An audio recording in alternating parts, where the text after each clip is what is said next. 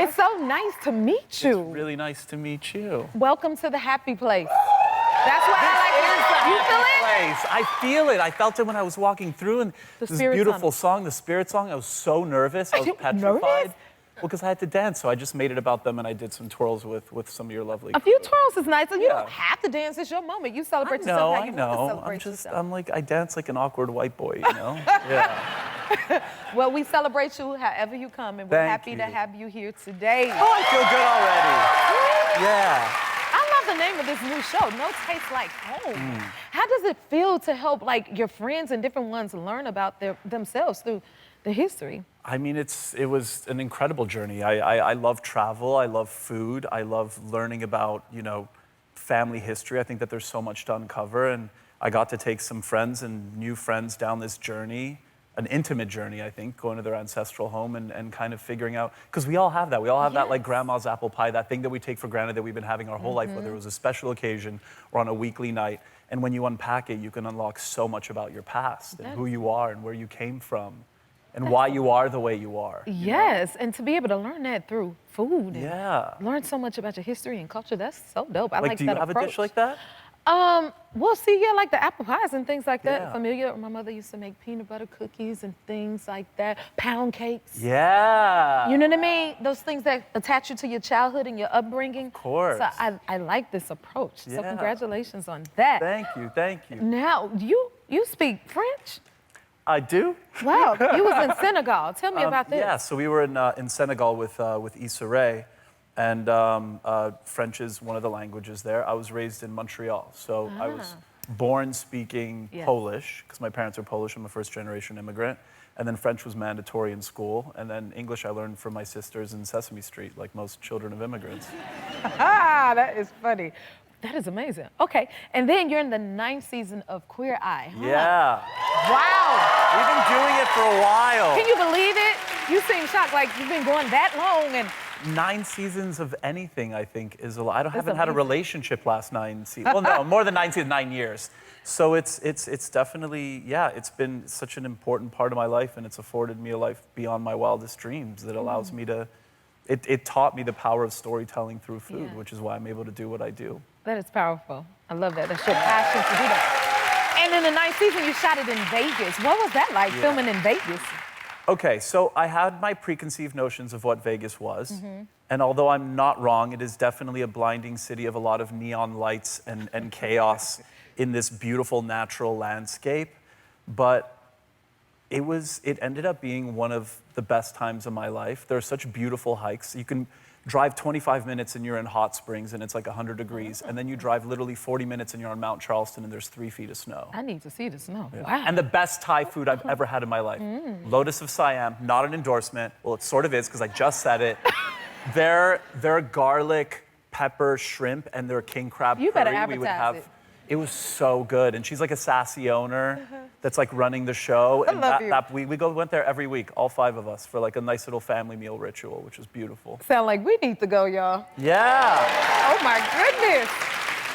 Okay, so you were worried about going through the spirit tunnel here, but I heard your fans are worried about you going into people's refrigerators. Tell us about that. Okay, this comes up. People freak out because when I go to someone's house, my version of reading their diary is opening their fridge, because you can tell so much about someone. Do they have an awareness of expiry dates? There's me in a really bright neon shirt and shorts. That was a choice I made, but anyway. But it's like you get to learn so much about a person, and even, you know what, even if you try something and even if it doesn't taste good, like it's not gonna not taste good forever, it'll pass. And You're a passionate I'm a passionate person, and I'm a sensory person. Like, you have to smell things, you have to taste them to understand, you know? Most things, not everything. Okay, I hear you want to say something to the people at home. You want to say something to them? Right here, right there. Stop being so petrified about things that make you uncomfortable. You know what I mean? I think it's a bigger picture. It's about embracing diversity of thought and leaning into things that make you uncomfortable, because on the other side, you're going to learn something. Come on! Yeah! You said that. You better work. I love how passionate you are about everything.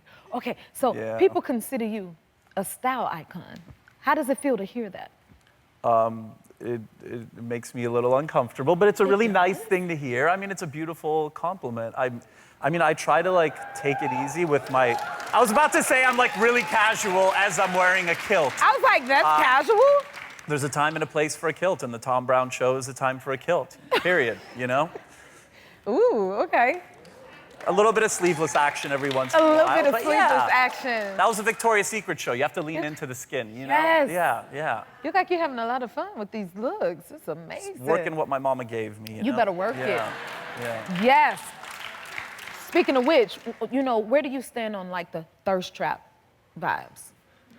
I think that there's...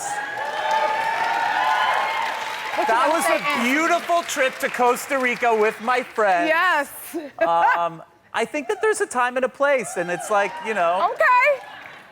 I'm not gonna look like this forever, all right? So you're like a food expert, but you're friends with another amazing food expert, Miss Martha Stewart. What is that like? What is she like? It's less friendship, and it's more she trolls me, because I like to imagine myself as like the Polish son that she never had, because she has Polish ancestry, and she was like growing up, you know, watching the videos of her and Pani Kostyra, her mom, making Polish dishes. It was the only depiction of like Polish culture that I saw on television. And she made it cool, and she was so unabashedly proud of her heritage, which I think is important when you're growing up to kind of like see that. I can't believe I'm saying I saw myself in Martha Stewart, but it was like a version of that. Yeah, I've gotten into trouble for not tagging her on an Instagram post. Oh, she's like that. She publicly trolled me. It was a bit of a thing, and then I clapped back gently. But she's amazing. She really knows everything. And the thing is, she is always right. Oh, Yeah. is she always right? Okay. She's a tough cookie, but with all of her techniques, everything that she does, and like speaking to people who work with her, they're like, that's the thing. She knows she's tried everything 100 times. She strives for perfection. There's no negotiation, and I really respect her and everything that she's created for herself. It's unbelievable. Great mentor. And it's been announced that you're the ambassador of World Food Program. Yeah. What does that mean to you? So that happened shortly after my trip to Senegal with Issa for No Taste Like Home, and they had reached out, and we started figuring out ways that we could work together. Food, obviously, being a focal point of my entire identity and my obsession and what I think about 24/7. They're really big on the fortification of rice program and getting it to people who need it, and also even more importantly, and where I kind of want to do more work with them on the ground. Selfishly, just as an excuse to go back to Africa, Senegal, and other countries. But they're teaching a lot of food practices and food education, preparation, all that kind of stuff in schools to keep girls in school for as long as possible so that they can get a further education. Nice. The girls take those lessons home, they teach their families, so it kind of like, you know, snowballs into a really beautiful effect, and they're really on the ground doing incredible work. That's amazing. Thank you for advocating for that. Of course. That's awesome. It's important. You're wise yourself. I don't know if I'm wise. See, you know, we want to get your opinion on a few things. Is that all right? Okay. On some etiquette questions. Okay, I can do this. It's called a segment called Ask Antoni. Okay. Dramatic music, Antoni? Great visual. Yeah, oh, you like that picture? Okay, let's read the first question. Okay. If my friends make a dish for dinner that doesn't taste very good, am I obligated to tell them? If it's a close friend, tell them the truth. So would not tasting it show you don't like it? You could just be like, oh, this is interesting. Is that People how know I'm lying when I'm uncomfortable if I like have an upward inflection in my voice and I go up 4 octaves. So they tend to like, oh, that was a choice that you made. That is funny. You know what I say? I say, I like it. If I go up there, See? I don't like it. Yeah. Okay. Are there any conversation topics that are off limits at a party with friends? No. Uh-oh. Party with friends, let's lay it all out. I want to know how your day was.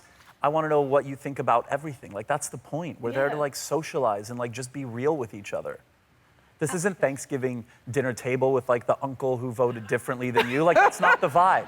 These are your friends. It's your safe space. Yes. You should be able to speak freely. I agree with that. Y'all agree with that? You know? All right. I'm enjoying this, so I'm gonna keep going. Okay. I'm looking to get back into the dating scene. Where is the best place to start? Okay. I'm asking for a friend, not me. Okay, go ahead. I think that if you go to a place where you have like something that you're really invested in that's like personal and intrinsic to you, I think you're gonna attract someone with those similar hobbies. Like bars and restaurants are fine, but like everyone is there to socialize. And it's kind of a free-for-all. But if you're going to like, let's say a workout class, or you're taking a pottery class or something like that, you might bump into somebody who has those hobbies. Because I think in relationships, it's like you want a partner, but you also want a friend. You want to have your own hobbies, but you want things that you want to share with the person as well. Am I a relationship expert? I just think you're an expert. But I think it's like, You're amazing.